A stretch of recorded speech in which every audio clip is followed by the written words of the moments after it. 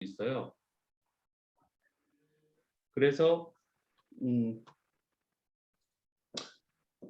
예를 들어서 우리가 집을 베이사이드에 70만 불 주고 샀다가 이제 한 5년, 6년 후에 100만 불로 판다. 그러면 이제 30만 불 정도의 이제 캐피탈 게인이 발생을 했는데 이런 경우에도 이제 사실은 캐피탈 게인 텍스를 내셔야 돼요. 그냥 파실 경우에. 하지만 만약에 예외 조항이 있습니다. 이 집에서 최근 5년 동안에 2년을 프라이머리로 거주하셨다 그러면은 1인당 25만 불씩, 부부 같은 경우는 50만 불이고 혼자실 경우는 25만 불까지 공제가 됩니다. 그러니까는 예를 들어서 설명드리면은 70만 불에 샀다가 이제 100만 불에 파는데 이 집은 남편이랑 와이프랑 두 분 함께 이름으로 이제 구입된 집이고요. 그랬을 경우에 실질적으로 30만 불의 양도소득이 발생을 했지만 이 집에서 5년 이상, 그러니까 최근에 5년 동안에 2년 이상을 주 목적, 그러니까 거주 목적으로 여기서 살고 계셨다면 실제로 사셨다 그러면은 1인당 25만 불 해서 50만 불까지 캐피탈 게인이 면제가 되는 거죠. 그래서 우리가 일반적으로 살고 있는 일반 하우스에서는 사실은 거의 뭐 50만 불이 넘어가서 캐피탈 게인 텍스가 발생하는 경우에는 문제가 되지만 대부분의 20만 불, 30만 불, 10만 불 이렇게 올라갔을 때 이런 그 제도가 있기 때문에 일반 하우스에서는 별로 이런 문제들이 발생을 하지 않습니다. 그래서 하지만 이제 커머셜 같은 경우에서는 내가 커머셜을 가지고 있다 그래서 여기서 거주를 했다 할 수도 없는 거지 않습니까? 커머셜에서는요. 그래서 그럼 뭐 2년 동안 프라이머리를 살았다 이런 룰들이 적용되지 않는 거예요. 무조건 커머셜은 일단은 팔게 되면은 세금을 내셔야 되는데 어떤 예외 없이 세금을 내시는데 그 세금이 그 양도소득이 5만 불이 되든 50만 불이 되든 100만 불이 되든 세금을 내셔야 되는데 그 양도소득을 안 내시기 위해서는 그거를 파시고 그거보다 같거나 비싼 건물을 사실 경우에는 일단 그 캐피탈 게인이 디폴되는 연기되는 그런 효과를 가질 수 있습니다. 그래서 많은 분들이 또 궁금해하시는 부분들이 그러면은 뭐 일반적으로 건물, 커머셜 건물 이런 것만 사서 해야 됩니까? 라고 말씀하시는 분들이 계신데요. 그렇지는 않고요. 제가 이제 투 패밀리 하우스나 뭐 쓰리 패밀리 하우스 이런 거 투자 목적으로 구입하셔가지고 그걸 또 파시고 또 사셔가지고 그런 또 비슷한 유의 건물들이라든지 반드시 뭐 투 패밀리를 팔고 커머셜 건물을 사셔도 상관없습니다. 그러니까 본인이 거주하지 않고 투자 목적으로 하는 건물이라면 상관이 없어요. 그래서 어떤 뭐 하우스를 투자 목적으로 사셔도 되고 일반 건물을 이제 사셔도 되고 창고를 투자 목적으로 사셔도 되는 거니까요. 그건 이제 그렇게 이해를 하시면 될 것 같습니다. 그 다음에 이 1031 익스체인지를 이해하는 데 있어서 크게 기본 컨셉들을 한 4가지 정도를 좀 이해를 하고 계시면은 우리가 이해하시는 데 좀 편한데요. 첫 번째는 뭐냐면은 우리가 그 텐더리얼 익스체인지에서 건물을 팔고 또 새로운 건물을 사시는데 팔고 사실 때의 그 주인, 오너의 이름이 같아야 돼요.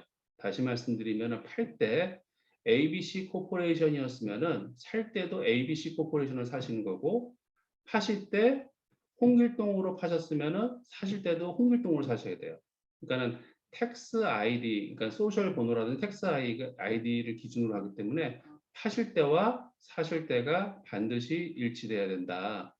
자, 그러면 또 이런 이슈들이 있겠죠. 내가 커머셜을 예전에 샀을 때는 그냥 개인 이름으로 샀습니다. 그런데 요거를 팔고서 또 다른 커머셜 건물을 사려고 하는데 텐더럴 익스체인지를 하려고 하는데 그때도 내가 개인으로 건물을 사기에는 뭐 회계사님도 그렇고 변호사님도 그렇고 위험 요소가 많으니까는 뭐 코퍼레이션이라든지 LLC라는 거를 만들어서 사는 거를 권한다고 합니다.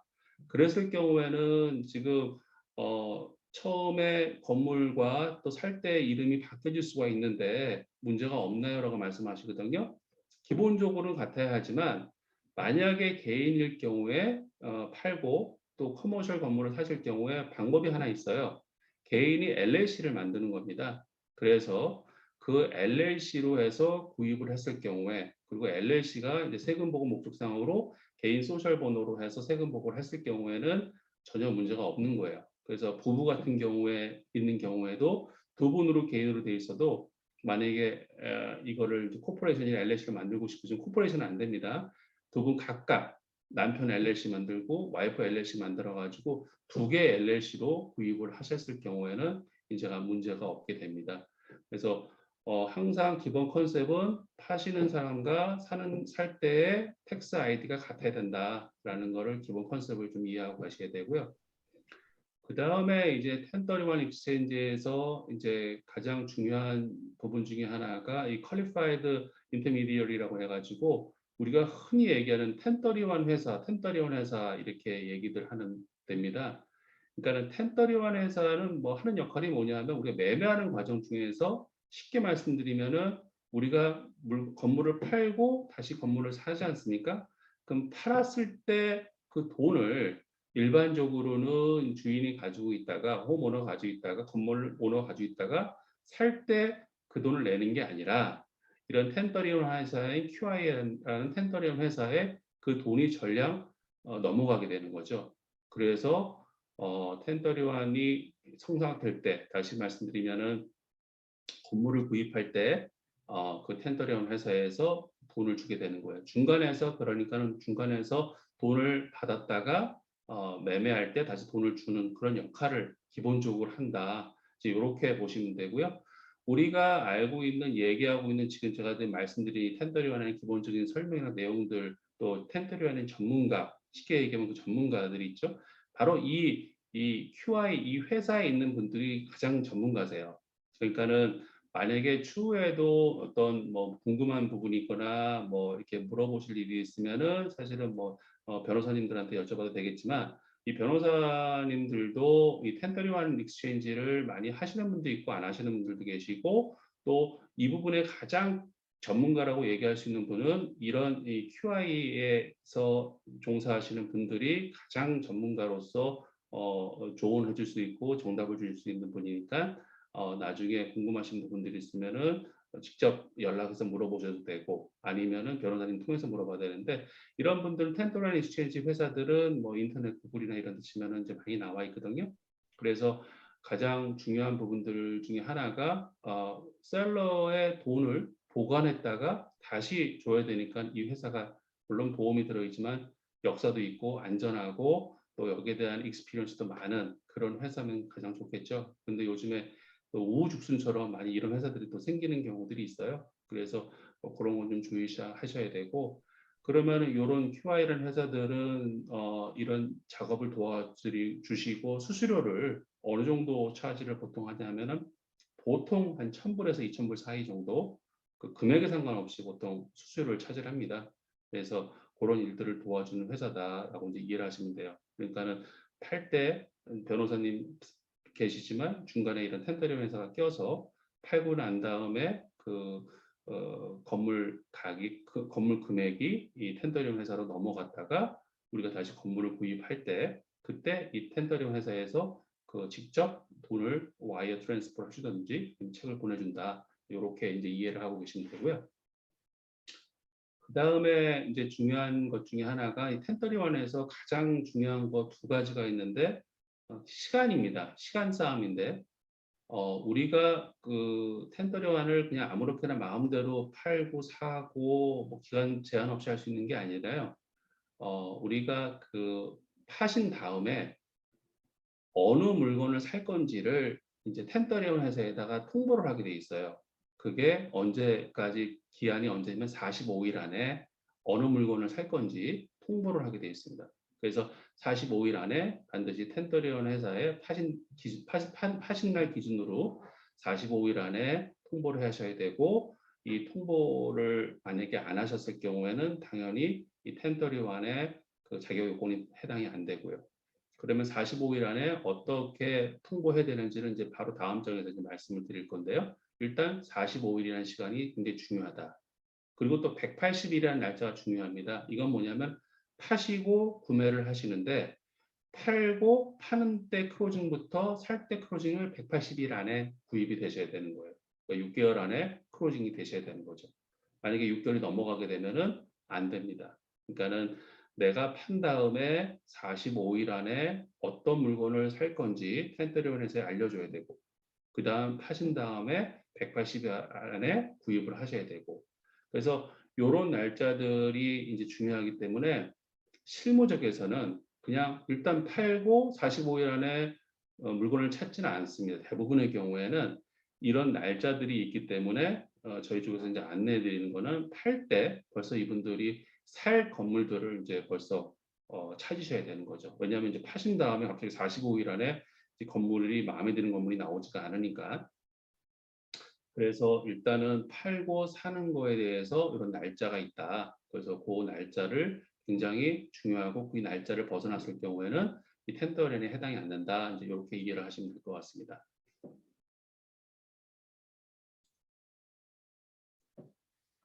그 다음에 지금 아까 말씀드린 것처럼 이제 45일 안에 우리가 어떤 물건을 산다라고 텐더리원에서에다가 이야기를 해줘야 되는데 그 이야기를 하는 것 중에서 가장 방법적으로 크게 한 세 가지 방법이 있어요. 그래서 첫 번째는 이 쓰리 프로퍼티 룰이라고 그래가지고 그 텐더리원 회사에 얘기할 때 45일 안에 내가 어떤 물건을 살 거라고 어떤 물건을 살 거라고 세 가지 물건을 통보할 수가 있습니다. 그러니까는 세 가지를 다 사시라는 게 아니라 그러니까 가능성 있는 물건들이죠. 지금 그래서 최소한 세 가지를 물건 주소랑 뭐 인포메이션을 텐더리라는 회사에다 넘겨가지고 45일 안에 내가 이 세 개 중에서 다 사실 수도 있고 또 뭐 하나만 사실 수도 있고 또 그 안에서만 해결돼야 되는 거예요. 45일 안에 말씀 안 하신 물건을 사신다, 건물을 사신다, 그러면 안 되는 거예요. 그 다음에 이제 200% 룰이라는 건 뭐냐 하면은 예를 들어서 건물을 이제 그럼 세 개의 프로퍼티만 알릴 수 있으면 이런 분들도 계실 수가 있겠죠. 내가 건물을 뭐 500만 불에 팔았다.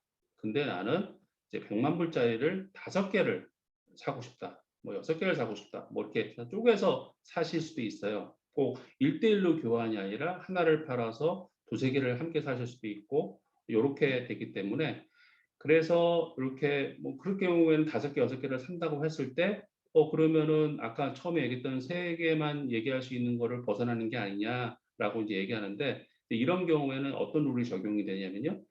2개든 3개든 4개든 얘기하셔도 되는데 그 토탈 그 합이 그 파는 금액의 200%가 초과되지 않으면 됩니다. 그러니까 예를 들어서 파시는 금액이 500만 불이다.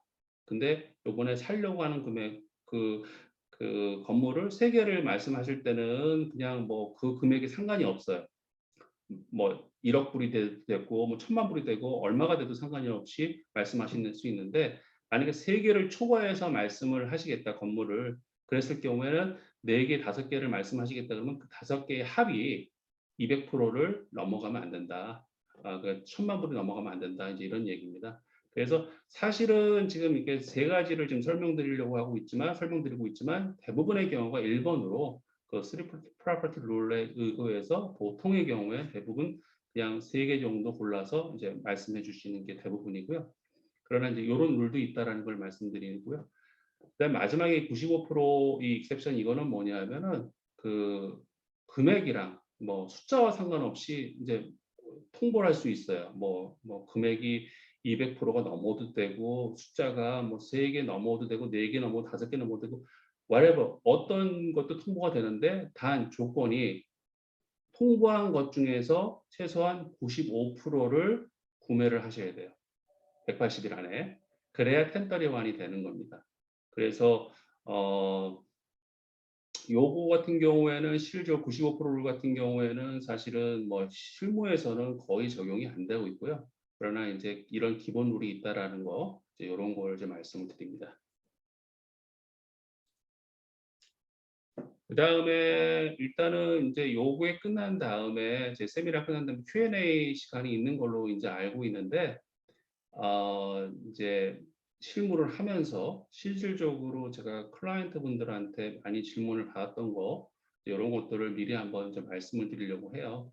그래서 요 내용들 말씀드리고 그 다음에 요게 끝난 다음에 이제 궁금하신 내용들이 있으시면은 제가 추가적으로 더 설명을 드리도록 하겠습니다. 첫 번째 이제 많이 질문을 하시는 게 어떤 게 있냐면은 건물을 판 가격보다 사는 가격이 적어도 문제가 없느냐, 텐더리안이 되느냐, 이런 말씀들을 많이 하세요. 근데 정답부터 말씀드리면 상관은 없습니다. 그러나 우리가 그 1031의 최고의 혜택을 보기 위해서는 내가 파는 가격보다 같거나 비싸야, 그래야 최고의 혜택을 볼 수가 있는 거고요. 만약에 파는 가격보다 적은 금액으로 구입을 했을 경우에는 실질적으로 그 디퍼런스 부분에 대해서, 차액에 대해서 일단 세금을 내셔야 돼요. 그렇기 때문에 세금을, 우리가 이 1031을 하시는 목적 자체가 내가 발생한 캐피탈 게인 텍스를 안 내시기 위해서, 안 내시다는 표현보다는 연기하기 위해서 이걸 하는데, 만약에 그 금액을 파는 가격보다 사는 가격이 적을 경우에는 세금을 내실 수 있다라는 걸 이해하셔서 항상 구입하실 때는 파는 가격보다 사는 가격이 같거나 최소한 더 비싼 거를 찾으시는 게 제일 좋다, 이렇게 말씀드리고요. 그 다음에 두 번째는 그 매도한 건물의 모게지가 100만 불이 남았는데 구입하는 건물의 모게지가 90만 불일 경우에 문제가 있나요? 그러니까 우리가 이제 파는 거와 사는 거에 이제 모게지가 남아 있는 경우랑 또 모게지를 얻어서 사는 경우들이 많이 있겠죠. 근데 조심하셔야 될 게 뭐냐면 이 모게지 관련해 가지고 파시는 건물보다 사는 건물의 모게지가 같은 문제가 없지만, 간가는 많은 문제가 없지만 적을 경우에는 그 차액 부분에 대해서도 세금을 내셔야 된다. 그러니까 텍스가 디퍼가 안 되고 그 캐피탈 게인 텍스를 내셔야 된다. 그러니까 다시 말씀드리면은 이 100만 불 남았는데 파실 때 모게지가 밸런스가 100만 불 남았어요. 그러면 살 때도 론을 얻어서 사시는데 모게지가 100만 불짜리나 뭐 더 이상 샀으면 상관없지만 90만 불일 경우에는 이 차액인 10만 불에 대해서 세금을 내셔야 된다. 이렇게 이해를 하셔야 되고요. 그 다음에 건물을 판 후 모든 금액은 구입하는 데 써야 합니까? 라고 말씀하시는데, 예, 일단은 예스입니다.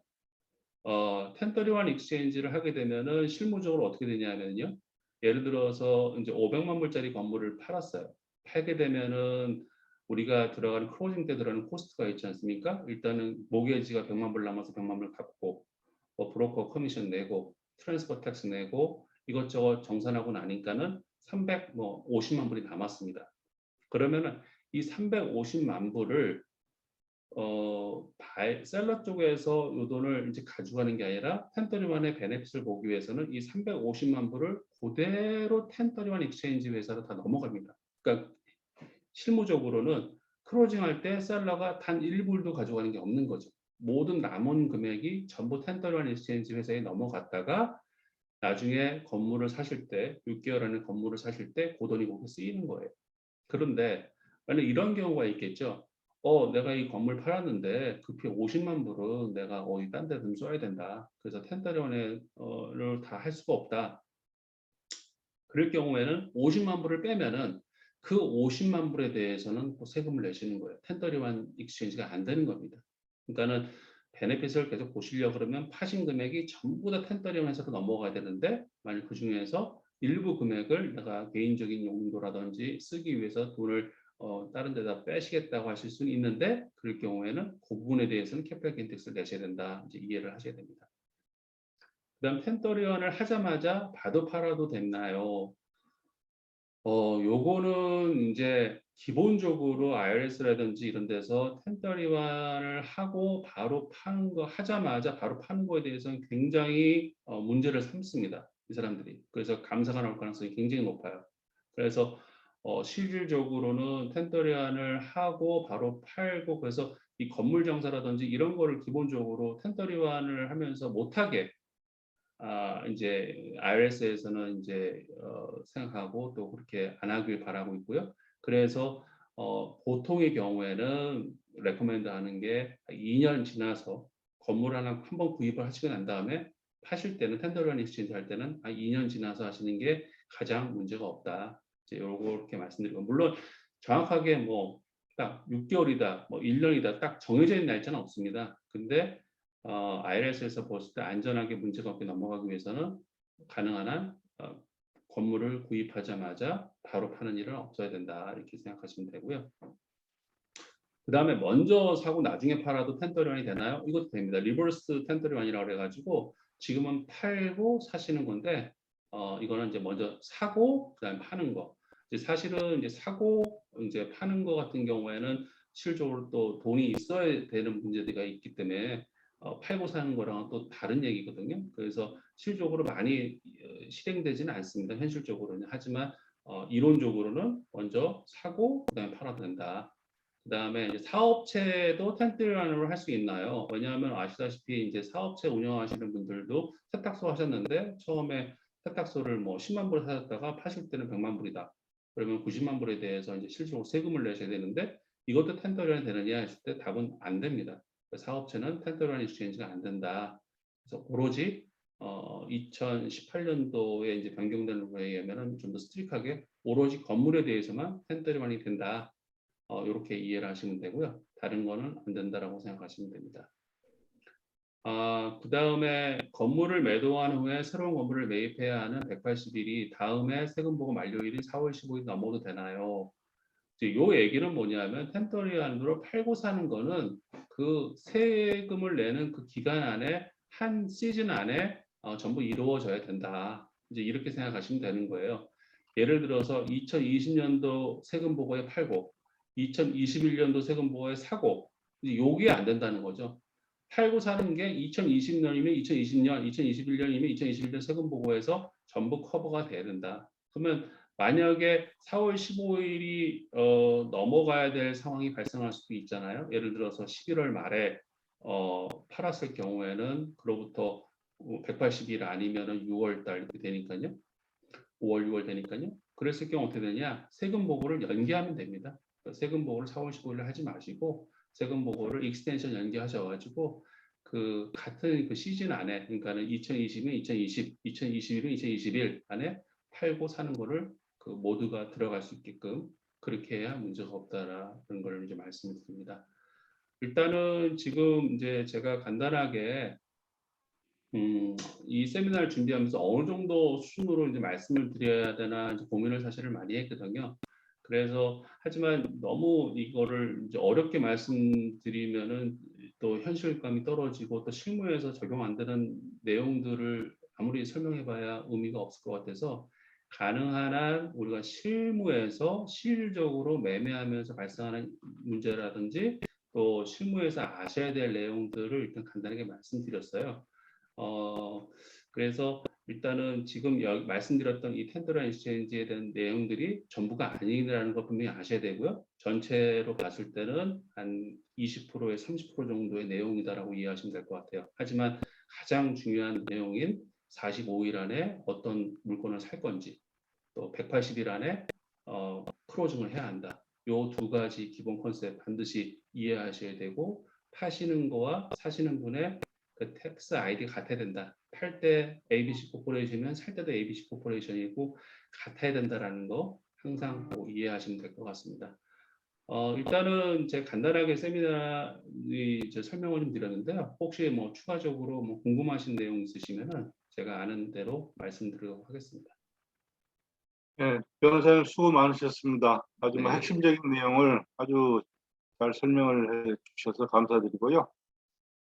그리고 지금 그 질의응답 시간인데요. 하여튼 우리 실무에서 겪은 거 아주 사소한 거라도 이렇게 좀 우리 서로 공유하는 시간을 가졌으면 좋겠습니다.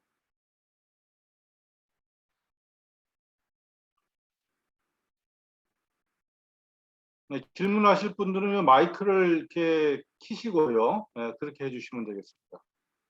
네, 안녕하세요. 저 질문이 있는데요. 네. 예, 이스트 코스트 리얼티 최낸시라고 그래요. 저기 네. 손님이 인베스트먼트 프로퍼티로 믹스드 유즈 건물이 있는데 지금 그 건물이 클로징 할 날짜를 지금 기다리고 있어요. 근데 네. 이분이 똑같은 믹스드 유즈 건물만 사시는 걸로 지금 알고 있는데 그냥 인베스트먼트 프로퍼티로 그냥 뭐 투 패밀리나 그렇게 하셔도 되는지요? 네. 일단 답부터 말씀드리면은 어떤 것도 사실 상관없습니다. 그 믹스 유즈라고 해서 꼭 그것만 뭐 1층, 2층에 뭐 커머셜 들어가 있고 아파트 들어가 있고 요것만 사셔야 되는 건 아니고 그 인베스트먼트 프로퍼티를 파시고 또 인베스트먼트 프로퍼티를 사시면 되기 때문에요. 반드시 똑같은 유형의 사실 필요 없고 그걸 파신 다음에 일반 2 패밀리 하우스, 3 패밀리 하우스 하셔서 투자 목적으로 사용하셔도 가능합니다. 예, 감사합니다. 네. 예, 그리고 여기 채팅란에 우리 그 이윤희 선생님께서 이렇게 질문을 해주셨어요. 그 상업용 부동산을 처분하고 주거용을 구입했을 때도 같은가요? 이렇게 질문을 했어요. 그러니까 주거용을 구입하시는데 주거용을 구입하셔서 그러니까는 렌트를 주신다면 가능합니다. 근데 주거용을 구입하셔서 거기서 본인이 들어가 사신다. 그럼 당연히 안 되는 거고요. 주거용이라도 렌트를 받으신다면 그건 괜찮습니다.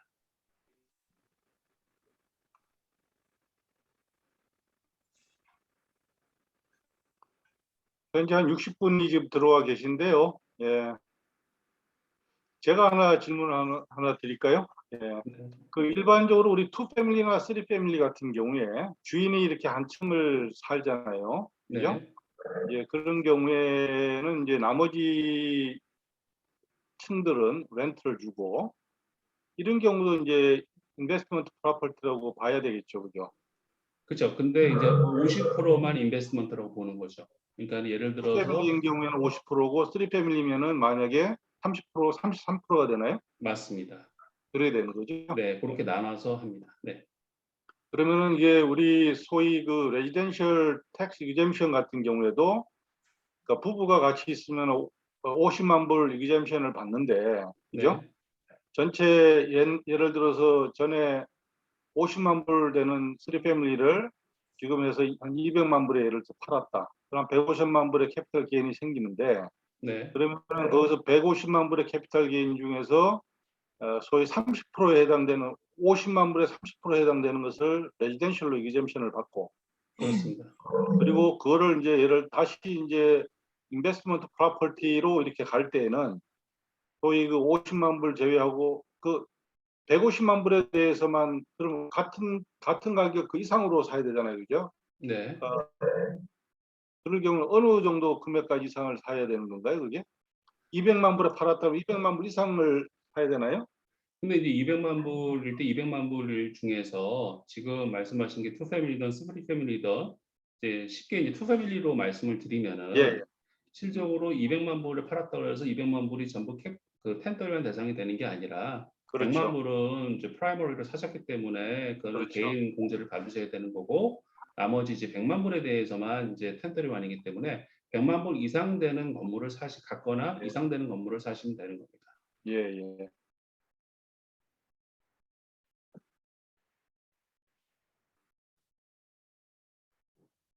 질문 있는데요. 뉴욕에서 팔고 다른 주에서 사도 되나요? 네, 괜찮습니다. 예. 네, 감사합니다. 네.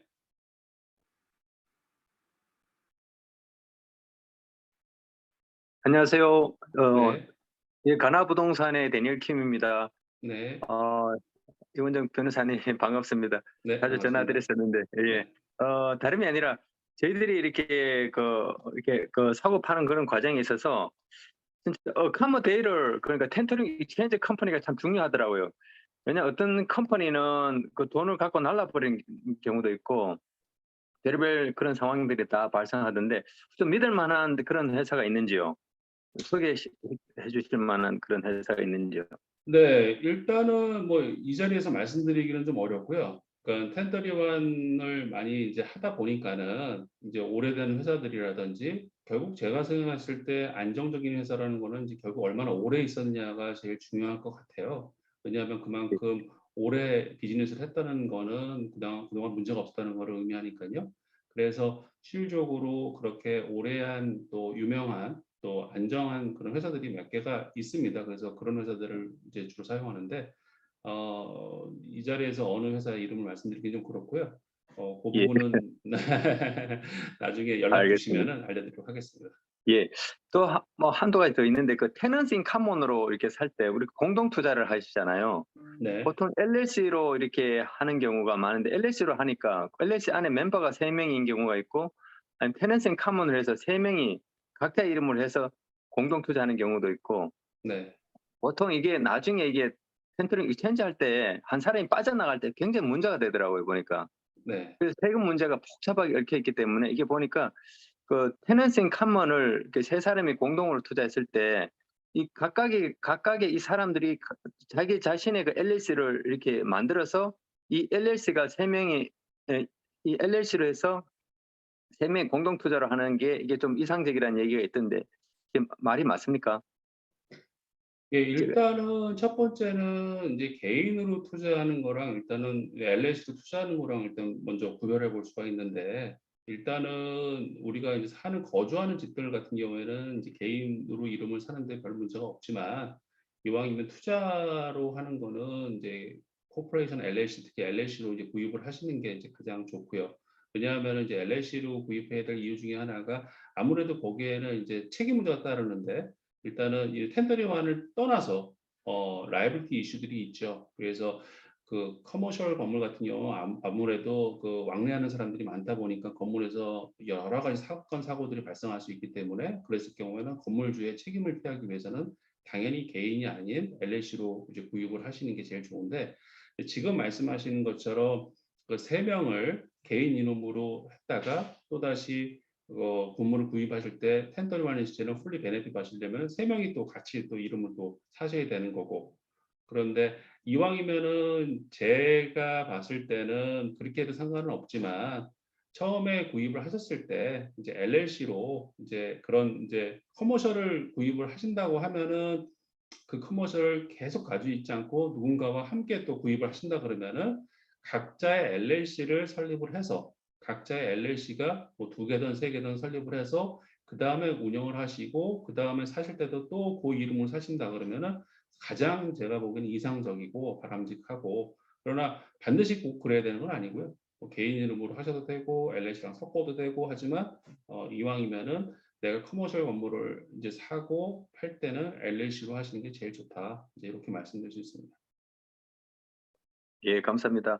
네, 하나만 더 여쭤볼게요. 이게 네. 그 캐피탈 게인 텍스가 이게 스테이트 뭐 어떤 식으로 스테이트 따로 있고 뭐 시에 따로 있는 건지, 아니면 그게 물론 개인적으로 인컴에 따라서 틀리지만 그게 레이시 어떻게 정도 되는지요? 대략 글쎄요, 이게 이제 솔직히 말씀드리면 그 레이스에 대해서는 저도 사실 정확하게는 어떻게 몇 프로가 인컴이 얼마일 때 몇 프로고 얼마일 때 몇 프로라는 거는 사실 잘 말씀 못 드리겠고요. 제가 네. 아는 거는 이제 15% 보통 15%에서 30% 사이다.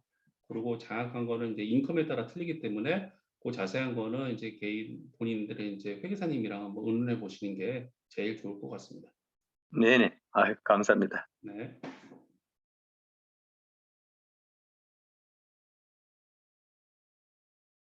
재밌네요. 어떤 질문을 통해서 좀 많이 배우는 것 같아요.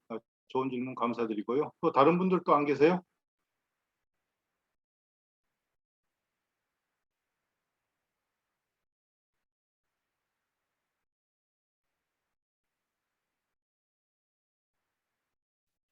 아까 그 3 프로퍼티 룰이라는 거 있었잖아요. 그죠? 네. 그리고 그 200% 룰도 네. 있었고, 네. 근데 그 새 건물을 사게 되면은 그 한도에 상관없이 살 수 있고, 그죠? 그리고 세 종류 새 이상의 건물을 잠깐만, 새 건물을 사는 게 아니라 이제 세 개의 건물까지 제가 이제 그 살 아이덴티파이가 때는, 할 수 있는 거죠. 그러니까 예를 예, 살 들어서 때는 네, 금액이 어떤 한도 없이 이렇게 할 수 있고, 그죠? 그렇죠. 세 건물 세 개까지는 내가 뭐 베이스에 있는 건물, 뭐 우드사이에 있는 건물, 뭐 저기 롱안에 있는 건물 이렇게 세 개를 관심이 있는데 아직까지 어떤 걸 살지 결정을 한 건 아니에요. 그래도 45일 안에 일단 어떤 거를 산다고 말씀을 하셔야 되는데, 그 하나의 건물만 얘기하실 수도 있지만 맥시멈 3개까지 나 요런 건물 중에서 살 겁니다라고 이제 예, 통보하는 거죠. 예, 예. 예. 그러니까 세 개를 사는 게 세 개 중에 이제 하나를 살 때 이제 그 금액은 상관이 없이 살 수 있는데 그렇습니다. 세 개 맞습니다. 이상을 할 때는 이제 200% 룰이 적용된다는 얘기죠. 맞습니다. 예. 네. 그리고 금액도 뭐 초과가 되고 숫자도 뭐 초과가 돼도 할 수가 있지만, 그랬을 경우엔 전체 그 통보한 건물의 밸류 95%를 구입했을 때 그렇죠. 그때는 또 괜찮고요. 예.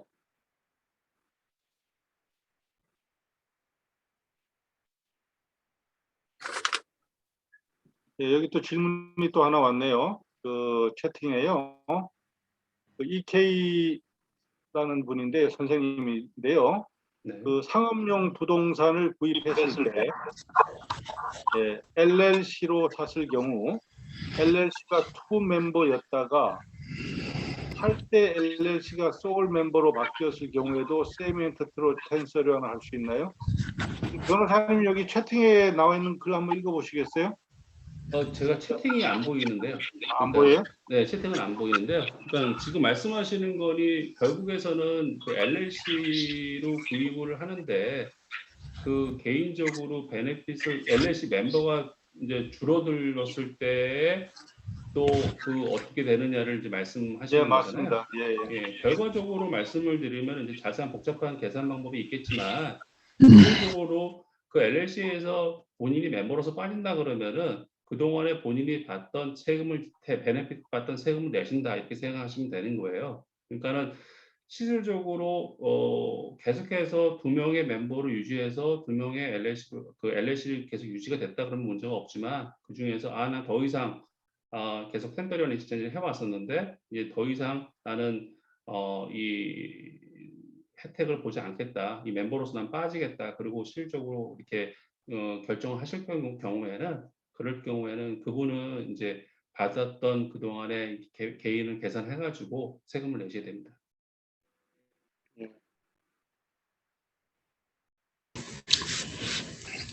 질문 하나 하겠습니다. 네. 예, 말씀하십시오. 예, 지금 뭐 조건을 보니까 그렇게 쉬운 조건은 아닌 것 같은데, 이 조건을 이용해서 혜택을 보는 사람들이 1년에 몇 명이나 됩니까? 글쎄요, 뭐 1년에 몇 명이 된다라고는 제가 말씀을 못 드리겠지만 실질적으로 굉장히 이제 커머셜을 가지고 계신 분들은 그 커머셜을 계속 오래 가지고 계신 분들도 계시지만 또 이제 투자 목적으로 생각하셨던 분들은 이제 커머셜을 사실은 가지고 있다가 또 다른 건물로 이제 좀 더 비싼 건물로 건너뛰면서 또 그때 이제 그 재산 증식의 목적으로 해서 이렇게 매도를 하시는 분들이 굉장히 많이 있으시거든요. 그렇기 때문에 그런 분들 입장에서 봤을 때는 굉장히 유용한 그 방법이다. 근데 이게 지금 얼마나 많은 분들이 하고 계시냐는 사실 뭐 제가 그런 통계는 가지고 있지 않습니다. 그러나 많은 분들이 이 커머셜 건물을 매매할 때는 당연히 캐피탈 게인이 발생하기 때문에 당연히 이 텐더리원을 생각하시고요. 아직까지는 모르겠습니다. 지금까지는 다들 아시겠지만 이 커머셜 건물이 그 금액이 뭐 해가 갈수록 뭐 금액이 계속 천정물질로 올라갔었죠. 지금까지는 앞으로는 이제 앞으로 어떻게 될지 모르겠지만 그렇기 때문에 텐더리원이 반드시 필요했었다. 이제 이렇게 말씀드립니다. 네, 잘 알겠습니다. 네. 예, 그 이제 에이전트로서 현장에서 이렇게 이제 저희들이 겪어보면은 커머셜 프로퍼티를 갖고 있는 분들이 1031을 정말 잘 모르는 분도 계세요.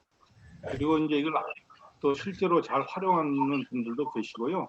실제로 아주 액티브하게 1031을 이렇게 많이 활용을 하십니다. 실제로. 그래서 이제 이 캐피탈 게인이 의외로 보면은 아주 크게 이게 남는 분들도 많아요. 그래서 이제 그런 분들 같은 경우는 반드시 1031을 저희들도 이렇게 말씀드리고요. 이게 이제 보면은 안 좋은 로케이션에 좀 프로퍼티를 이번 기회에 좋은 곳으로 이렇게 새로 어떤 이제 건물을 옮기는 그 기회가 되면서 사실은 캐피탈 게인 텍스 유예를 받는 금액을 거의 그 무이자로 론을 받는 거와 똑같은 효과이기 때문에 안 할 이유가 사실은 없어요. 그래서 커머셜 프로퍼티를 갖고 있는 분들은 크게 개인이 생기는 분들은 거의 1031 익스체인지를 하신다고 봅니다. 그 수는 저희들도 사실 잘은 모르겠지만은 엄청나게 많습니다. 많이들 선호하십니다. 그렇죠. 그리고 이제 많은 분들이 오해하시는 게 1031 하면은 이제 우리가 보이는 상용 건물들 뭐 믹스드 유즈나 상용 건물들이라든지 이렇게 이제 덩치들이 큰 건물들만 해당되는 걸로 생각하시는데 그렇지 않고요. 우리 실생활로 투 패밀리 하우스 같은 경우도 많은 분들이 투자 목적으로 가지고 계신데 그거 역시 1031에 해당이 되니까 그걸 파셨을 때 그 개인을 세금자 내시기보다는 그거보다 같거나 좀 더 비싼 그 프로퍼티를 구입하셔가지고 세금을 결세할 수 있는 방법이 있으니까 그거는 이제 그 많은 분들한테 좀 이렇게 이 광고를 알려주셔야 될 것 같은 생각이 듭니다. 지금 이제 우리 변호사님께서 설명하신 내용이 방금 전에 여기 채팅방에 우리 캐티정 선생님이 올린 손님이 텐서리원을 원하는데 캐피탈 게인이 30만 불 정도밖에 안 된다. 이때도 권장할 만한가? 이제 이 질문이세요. 근데 이제 많은 분들이 여기서 먼저 결정해야 될 게 내가 여기서 투자 목적으로 산 집이냐 아니면은 커머셜이었냐, 그러니까 인베스트먼트 프로퍼티였냐를 먼저 구별해야 돼요. 저한테 전화 오시는 분들 중에서 많은 경우가 그 텐트리원을 고려하십니다라고 얘기를 하시는데 얘기를 듣다 보면은 그 집이 그 렌트가 들어가 있던 건물이 아니라 본인이 살던 집이에요. 근데 이제 25만 불, 50만 불 그 룰이 있지 않습니까? 본인이 살던 집에 대해서는. 근데 본인이 예전에 오래 살아가지고 지금까지 살고 계셔가지고 그게 캐피탈 게인이 뭐 60만 불, 70만 불 이렇게 많이 늘어났을 경우에 그러면은 내가 이거를 팔고서 텐더리원을 해야겠다라고 생각하시는 분들이 있는데 본인이 살고 계신 집에서는 해당이 안 되는 거고 그렇죠. 지금 말씀드린 텐더리원은 당연히 그 커머셜 목적으로 사용됐던 건물을 이제 파시고 커머셜 목적으로 사시는 것만 해당이 되는 거고요. 지금 질문하신 30만 불이 만약에 커머셜 건물에서 그런 이익이 났다면은 만약에 그냥 파시고 그냥 현금화시켰을 경우에는 최소한 15%에서 30% 세금을 내셔야 되니까 당연히 그 건물을 텐더리원 하시는 거를 저는 이제 권해드립니다. 네, 변호사님, 제가 질문이 하나 있는데요. 네, 그러면 첫 번째 이제 1031 익스체인지를 하는데 거기에 캐피탈 게인이 한 50만 불이 있었다고 하자고요. 네, 그러면 두 번째에서 큰 건물을 샀어요. 근데 네. 거기서 캐피탈 게인이 또 70만 불이 발생했어요. 네. 그리고 세 번째 건물을 샀는데 이제 세 번째 건물을 팔고 이제 1031을 끝내려고 해요. 그럴 네. 경우 캐피탈 계산이 어떻게 되나요? 캐피탈 게인에 대한 토탈 금액이. 글쎄요, 캐피탈 게인이 그동안에 그 캐피탈 게인 금액 본 금액들을 전부 합산돼야 되는 금액이겠죠. 근데 지금 여기서 중간에 그 캐피탈 텍스 그 텐더리원을 하시다가 이제 중간에 끝난다. 그랬을 경우에 예를 들어서 지금 말씀하셨던 거 개인을 50만 원 보고 70만 원 보고 그러면 그 개인 본 금액들을 전부 모아가지고 거기에 대한 세금 레이트를 적용해가지고 세금을 내준다는 거거든요.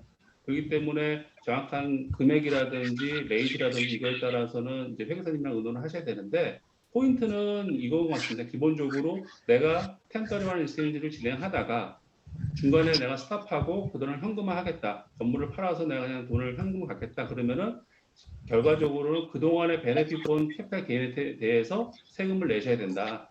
그거가 이제 포인트고 그럼 세금이 얼마냐? 이거 구체적으로 들어가서는 그 레이트는 이제 각 개인에 따라 틀리기 때문에 회계사님과 정확하게 계산해야 된다. 이제 이렇게 말씀드립니다. 네, 잘 알겠습니다. 그리고 제가 변호사님에 대한 이력을 말씀을 못 드렸는데요. 우리 이원정 변호사님 성균관 법대 졸업하시고 미네소타 국립대학에서 주립대학에서 로스쿨을 졸업하셨어요.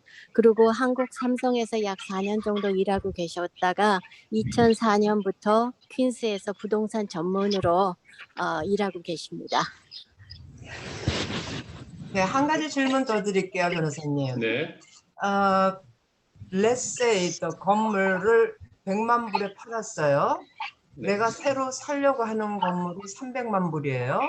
그럼 아무래도 모기지 금액이 많으니까 1031은 당연히 되겠죠. 네. 근데 이제 모기지 페이먼을 조금이라도 줄이기 위해서 내가 갖고 있는 뭐 코압이나 칸도 프로퍼티를 뭐 한 30, 40만, 뭐 50만 불 정도 팔아서 그 돈을 세컨 빌딩에 300만 불짜리 사는 거에 그 돈을 합치면 그럴 경우 어떻게 되나요?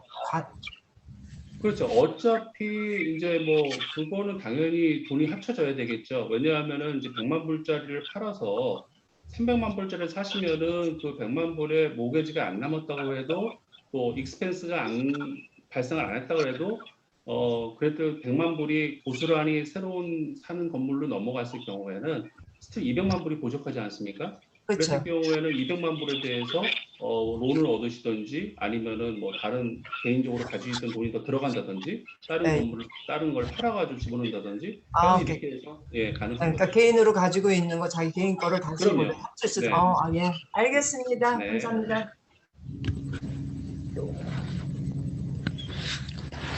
이공삼이 조명은 평생에 몇 번 제한이 있나요?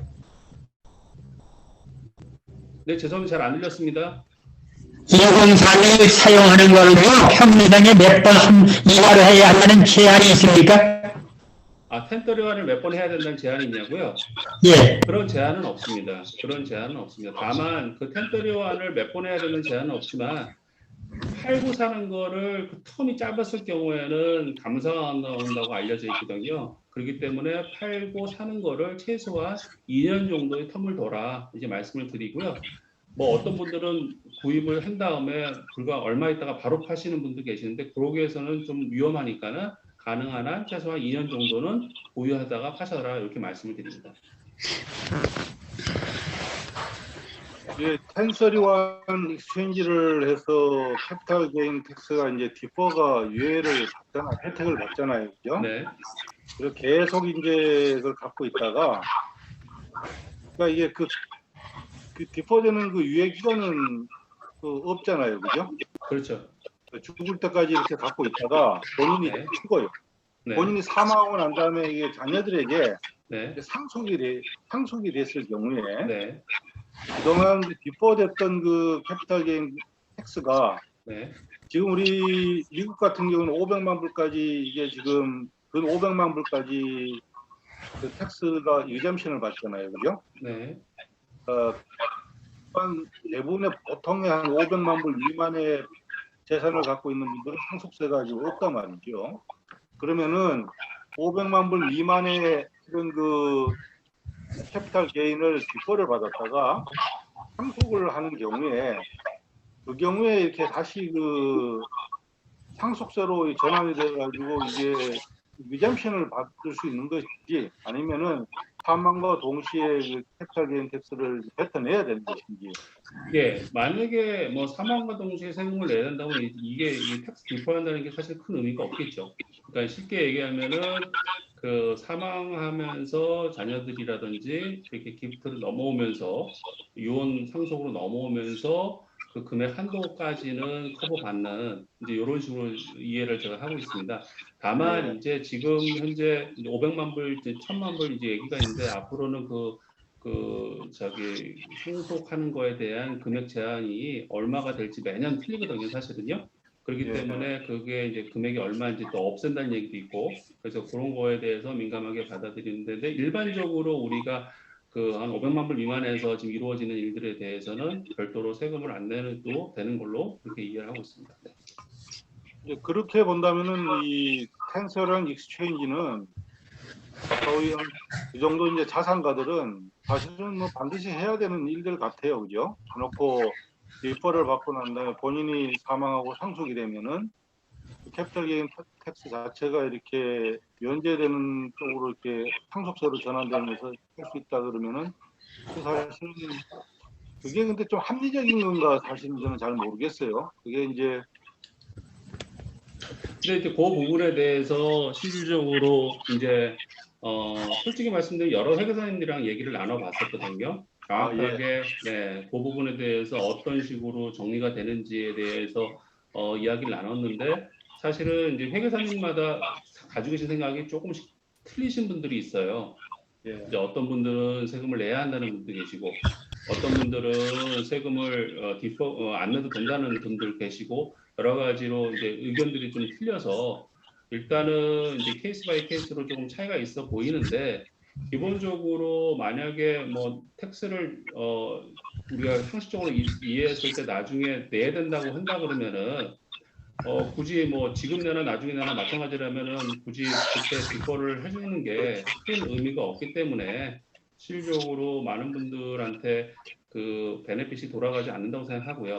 그러나 이렇게 디퍼가 됨으로써 사실은 이제 경기 부양이라든지 왜냐하면 매매가 이루어짐으로써 중간에 이제 건축이라든지 또는 모계지라든지 부동산이나 변호사 여러 가지 이제 경기 진정한 차원이 있기 때문에 사실 정부에서는 그런 목적 때문에 이런 디퍼를 해주고 건물을 사라고 이제 그렇게 권장을 했던 그런 거였었거든요. 그런데 이제 이런 부분들에 대해서 사명과 동시에 그 받는 그 캡 안에서 만약에 이루어진다 그러면 이게 없어져야지. 만약에 돌아가신 이후에 전부 다 내야 된다. 그렇게 된다면은 그 금액이 상당하기 때문에 사회적으로 굉장히 좀 문제가 있지 않을까. 근데 이 부분에 대해서는 사실 또 정확한 거는 제가 회계사가 아니기 때문에 한번 회계사님이랑 다시 한번 다들 이제 확인을 좀 한번 해보실 필요가 있다 생각됩니다. 네.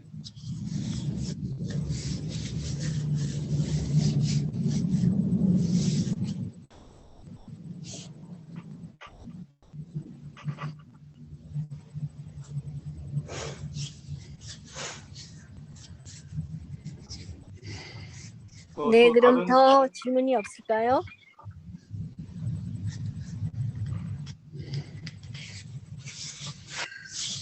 제가 하나만 더 여쭤보겠습니다. 변호사님. 네. 이게 마지막 질문가 될 것 같은데, 거기 텐트런 익스체인지를 해서 그 건물에서 에퀴티가 많이 쌓였거든요. 그 건물을 통해서 재융자를 해서 캐시아웃 융자를 해서 그 돈 갖고 건물을 하나 더 사게 되는 경우, 그렇게 될 경우는 그 캐시아웃 융자 캐시를 뽑아서 새로 샀기 때문에 그 건물에 대해서도 그 텐트런 익스체인지의 그 룰이 적용되는 건지, 그것도 같이 이렇게 그러니까 지금 말씀하시는 건 새롭게 건물을 사셨다 그러면은 새롭게 건물을 사시는 소스가 그 리파이낸스를 하시던 본인이 가지고 계신 돈을 하시던 간에 일단은 그 돈을 돈을 뽑아서 새로운 건물 사시면 그거부터 이제 텐더링이 된다 안 된다를 말씀드린 게 아니라 이제 그분이 나중에 이제 팔 때 건물을 구입을 했는데 그 나중에 그 건물을 팔 때 텐더리완을 할 건지 안 할 건지 이게 결정이 되셔야 되겠죠. 네. 팔 때 텐더리완이 되냐 안 되냐가 아니라. 네. 오케이, 알겠습니다.